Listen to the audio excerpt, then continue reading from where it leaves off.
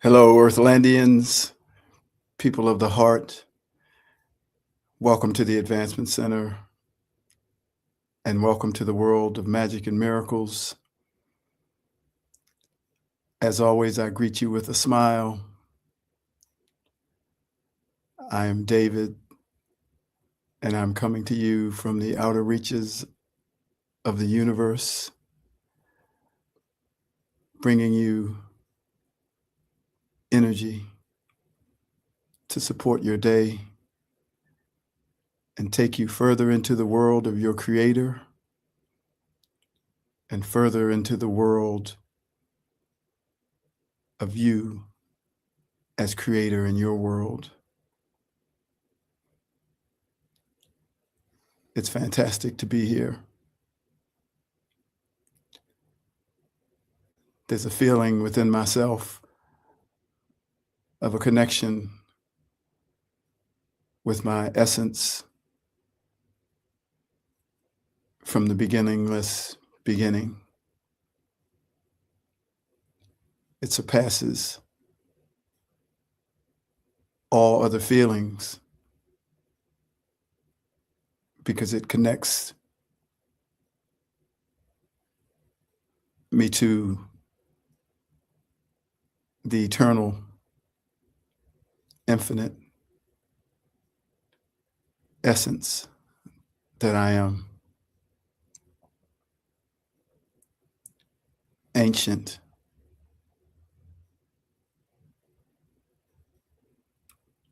never been born,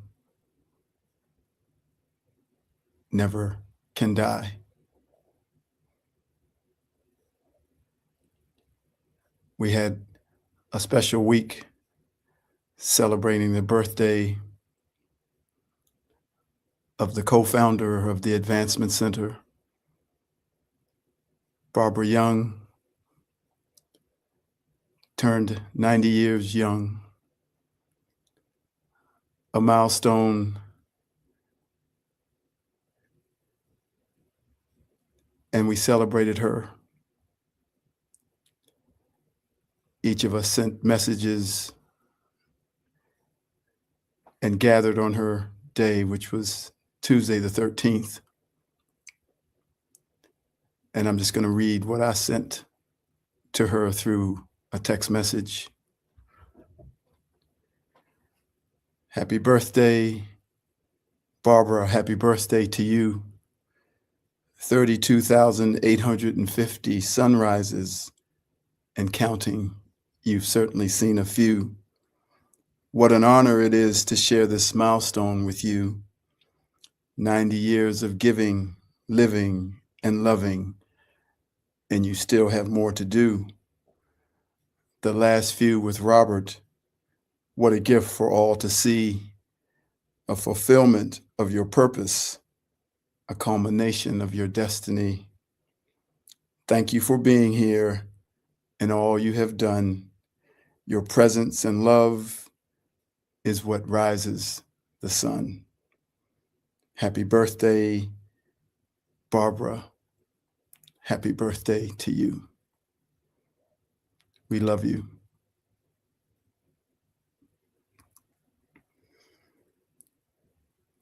And now we have another birthday to celebrate. And that's the other co-founder,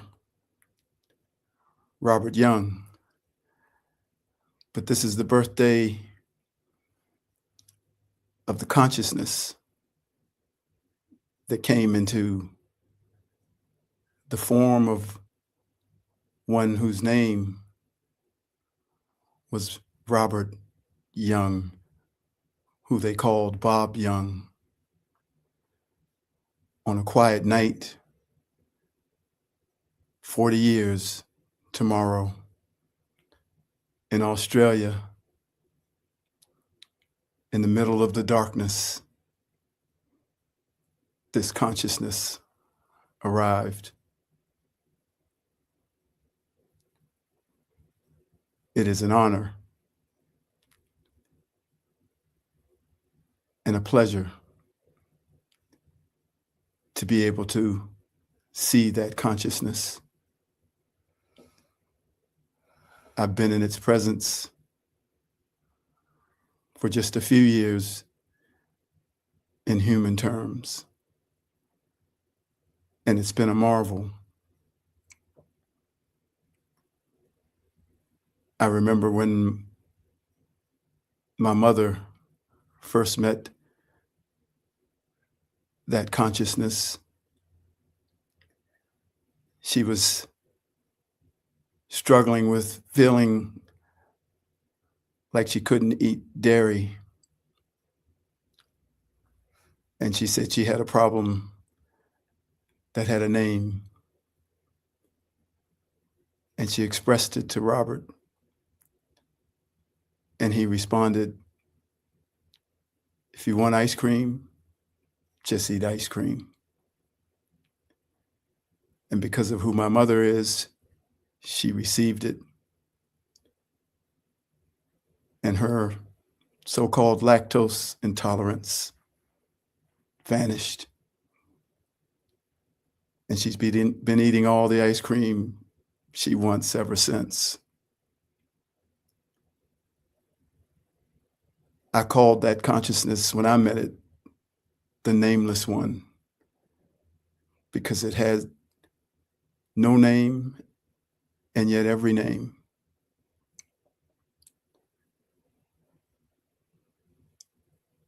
I could feel its presence. We are here mostly trying to remember who we are. That being that came here didn't have to remember. It just knew. So it's the one who hasn't had to remember.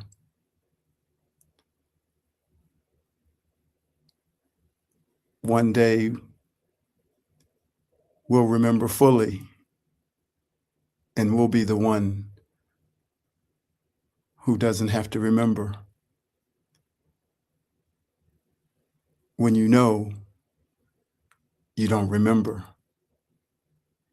You just speak. And it is. It's where you've come from. It's void of lacking anything. And it doesn't have to remember. And it doesn't have to even know that it's not remembering. It just is.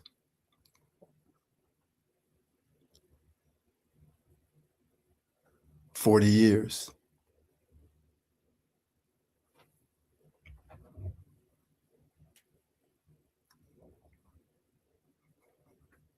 When your being crashed in to your body, bringing in your consciousness, that's when this world was given a treasure that those who love you won't forget.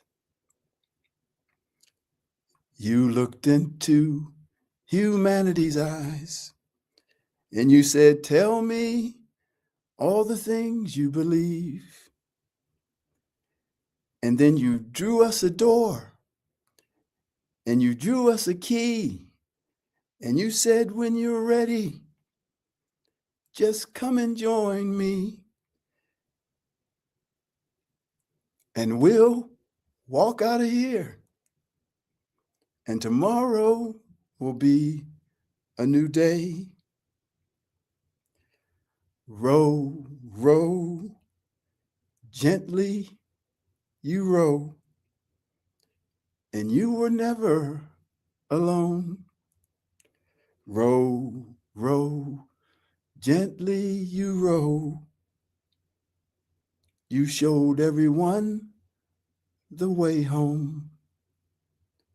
Row, row, gently you row. It wasn't easy, but you came anyway. Row, row, gently you row. We're so glad you decided to stay.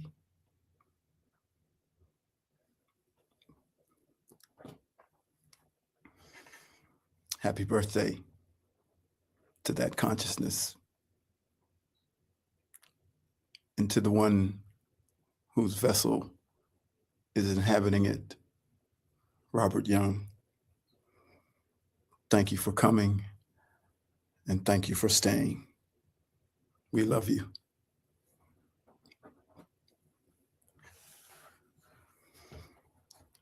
The fabric of life.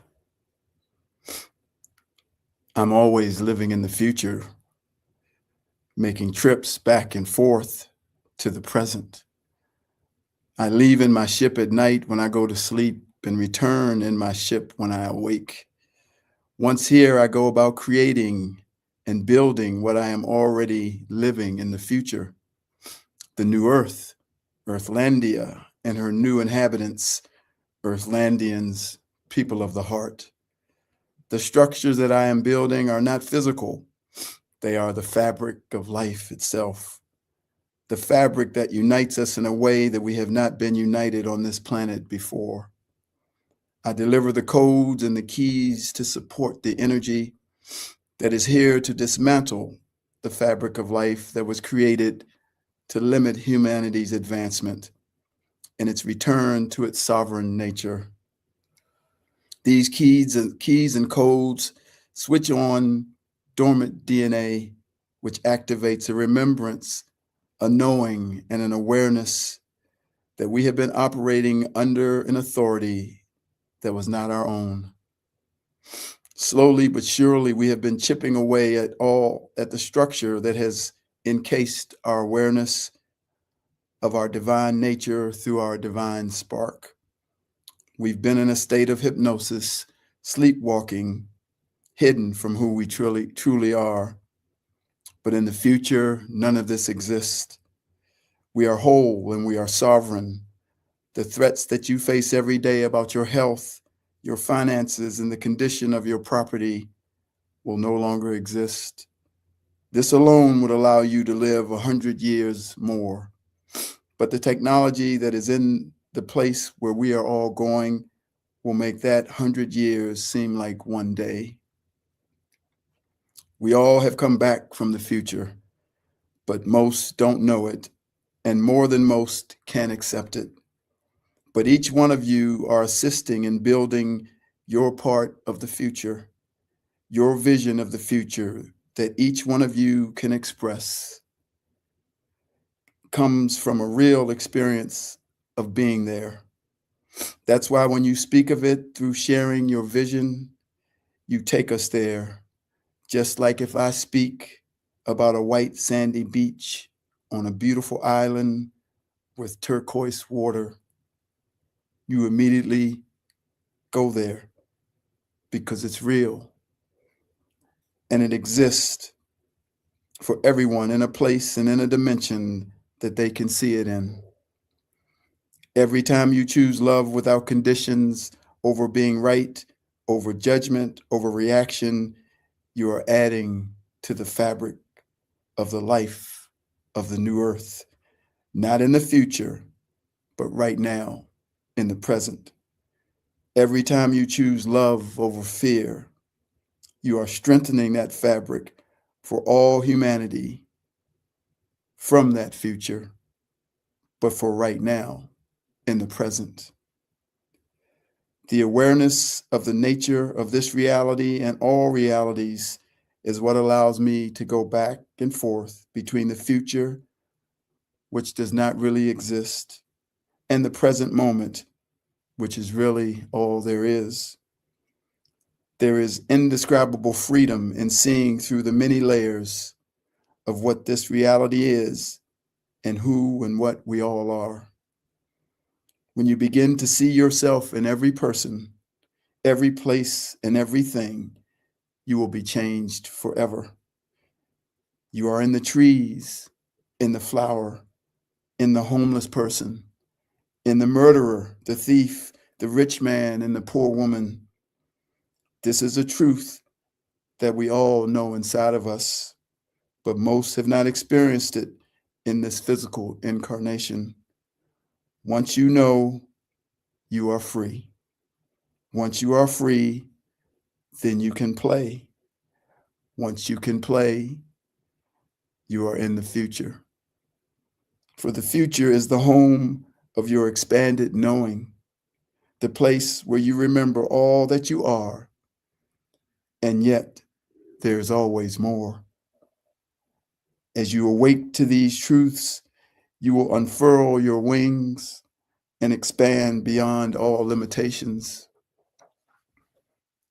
Awakening itself arises uniquely for each separate fragment of the source. Each one of us must discover these truths for ourselves, for they cannot be given. And the paradox is that you can't discover them by trying to discover them. This is why the great teachers throughout history have been so paradoxical in their teachings. They point at the moon, but insist you don't mistake the finger for the moon itself. They set up elaborate systems of practice, knowing full well that the practice itself will have to be abandoned. They build a boat to cross the river, but remind you not to carry the boat on your head once you reach the other shore. The Buddha taught for 40 years, but at the end, he said he hadn't taught a single thing. Lao Tzu wrote that the Tao that cannot be spoken, that can be spoken, is not the eternal Tao. Jesus spoke in parables because direct explanation would have missed the point entirely. They weren't being deliberately obscure for the fun of it. They understood something crucial, that once again, awakening cannot be given. It can only be discovered by yourself and for yourself. Most will not accept your expression of your awakening, and the few who do, there might be a small group that will want to turn your insights into a new belief system, a new religion, a new set of rules to follow. They'll take your spontaneous exclamation of recognition and turn it into a dogma. They'll take your pointing finger and build a shrine around it, completely forgetting to look at what you were pointing at. This is what has happened throughout history. Jesus didn't come to start a religion. Buddha didn't intend to create Buddhism. They were simply expressing their own realization, pointing at what they saw. But the followers, not having the same realization, turned the pointing into an institution. They preserved the words, but missed the music behind them. And so those who truly awaken learn to keep quiet in a gentle way. They don't necessarily become silent monks sitting in caves, though some do. Rather, they learn to speak in such a way that their words act as mirrors rather than maps. They create situations where others can discover the truth for themselves rather than trying to hand it to them directly. There's also a very practical reason for why these truths must be kept hidden. It has to do with the nature of society itself. Society, you see, is based on a collective agreement to take the game seriously. We agreed to treat money as if it has real value. We agreed to treat our roles and positions as if they define who we are. We agreed to treat time as if it's passing and death as if it's an ending. These agreements aren't necessarily bad. They're necessary for the game to function. You can't play chess if you refuse to follow the rules. You can't participate in the economy if you don't agree that money has value. The problem isn't the game itself. The problem is forgetting that it's just a game.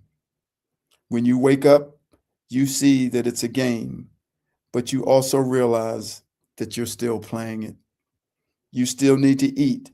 You still need shelter. And you still interact with others who are taking the game very seriously. And so you learn to play the game while knowing it's a game. You participate fully while remaining detached. You act as if things matter while knowing that ultimately nothing matters in the way we usually think it does. When Christ said, "Give unto Caesar what is Caesar's and unto God what is God's," he wasn't advocating a separation between spiritual and worldly life. He was pointing at the ability to operate on two levels simultaneously, to participate in the conventional reality while remaining rooted in the ultimate reality. You cannot force awakening on others. You allow them to be exactly where they are, knowing that where they are is exactly where they need to be for their own unfolding. Suffering, as we call it, is not a mistake. Being lost or confused is not an error. They are part of the dance. The universe is exploring every possible experience of itself, including the experience of forgetting itself. And who are you to say that someone else forgetting is wrong? Perhaps they need to forget more deeply before they can remember. Perhaps their particular path requires them to hit bottom before they can bounce back up. Each person's expression of consciousness has its own trajectory. So the awakened person becomes like water. Water doesn't argue with the obstacles in its path, it simply flows around them. It finds the lowest point and settles there without complaint. It reflects everything without judgment. It nourishes without discriminating between the worthy and unworthy. This is the way of operating from awakened consciousness. But even after awakening, you're still human. You still have preferences. You still get hungry and tired, and you still experience emotions. The difference is that you are no longer identified with these experiences as who you are. You watch them arise and pass away like weather patterns moving through the sky. The sky remains unchanged by the weather, yet it contains all weather. This is why awakened people can seem so ordinary.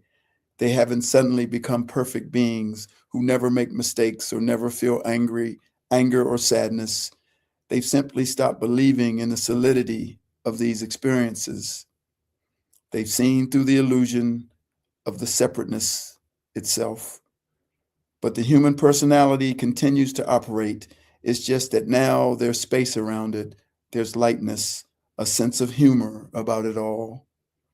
This ordinariness keeps you hidden, because if your awakening made you into some sort of superhuman who could levitate, read minds, and never has had a bad day, everyone would recognize it immediately. They'd put you on a pedestal and completely miss the point. But when the awakened person is just an ordinary person who happens to be free, they can move through the world without drawing too much attention to themselves. This awakening is not something you achieve once and for all. There may be sudden realizations, dramatic moments of seeing through the illusion, but the integration of that seeing into everyday life is a gradual process. It's like learning to see in a new way. At first, you might see clearly for a moment, then fall back into the old patterns. Then you see clearly for longer periods. Eventually, the new way of seeing becomes natural, becomes your default mode of operation. But even then, there are layers upon layers. You wake up from one dream only to find yourself in another dream. You see through one level of illusion only to discover another level beneath it. This isn't discouraging. It's the existence of an infinite, divine, eternal being, and it's so amazing. It means the adventure never ends. There's always more depth to discover, always more of yourself to recognize, always more of the infinite to experience. What a gift this is for us all. This awakening does not reject the human dimension. It embraces it fully while seeing through it simultaneously. Upon awakening, your life becomes more engaged, not detached. because you're no longer afraid of losing something you never really had. Embody this awakened life. Live it rather than preach it. Let your presence do the teaching rather than your words, because presence can't be faked. You can fake knowledge, you can fake wisdom, you can even fake compassion, but you can't fake presence. When someone has truly awakened, there's a quality about them that others recognize, even if they can't name it. And people are drawn to this quality. They feel safe around it. They feel seen and accepted in a way that they rarely experience elsewhere. And in that safety and acceptance, they naturally begin to question their own assumptions, to examine their own beliefs, to wonder if maybe, just maybe, there's another way of being that they haven't considered. This is how real transmission happens, not through words and concepts, but through this direct recognition of being meeting being. The teacher doesn't give the student anything, rather, the teacher's presence reminds the student of what they already are. The form doesn't matter. What matters is whether the recipient is ready to hear, and readiness can't be forced. You can't make someone ready before their time. All you can do is plant seeds and trust that they'll sprout when conditions are right. Sometimes you plant a seed and walk away, never knowing that years later it grew into a mighty tree. Sometimes you plant 1,000 seeds and nothing seems to happen, but you plant them anyway, not for the results, but because planting seeds is your nature. So be asleep or be awake. It really matters not, for you are beyond all concepts and beyond all knowledge. You can still play this physical game called life, but you're no longer fooled by it. You can still wear all the mask, but you know there's no face underneath. You can still tell the story of your life, but know that it's just a story, and that you are equally the storyteller, the story, and the blank page it is written on. And the greatest joke of all is that once you realize there's nowhere to go and nothing to achieve, you're finally free to go anywhere and achieve anything. Once you realize you're already complete, you're free to be whatever you want. Once you realize nothing matters, everything becomes infinitely precious.